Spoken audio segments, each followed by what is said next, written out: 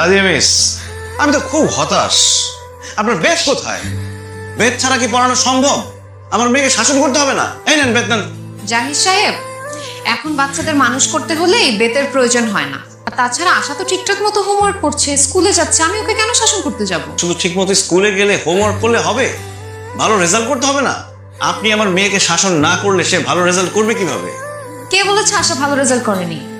এবারে ক্লাস টেস্টে ও 99% স্কোর করেছে। শুধু ভালো রেজাল্ট করলে হবে না, ভালো মানুষ হতে হবে। কিন্তু সে তো ভালো মানুষ হচ্ছে না, সে একটা বেয়াদব হয়ে যাচ্ছে দিন দিন। আমি যে তার বাবা, সে তো আমার কোনো কথাই শুনে না। আমি যখনই একটা ভালো কাজ করতে যাই সে সেখানে বাধা হয়ে দাঁড়ায়। আমি তোমার বেয়াদবি বের করছি। আজকে থেকে তুমি আমার মোবাইল ধরবে না, টিভি দেখা বন্ধ, ফুচকা, আইসক্রিম, চকলেট সব খাওয়া বন্ধ। আপনি কি বলছেন? আশা কি করেছে আমাকে বলুন। অনেক বড় বেয়াদবি করেছে সে। আশা, তোমার বাবা তোমার উপর এত রেগে আছে কেন? কি করেছো তুমি? এটা তো আমাদের ফ্যামিলি মিটার, এটা বলা যাবে না।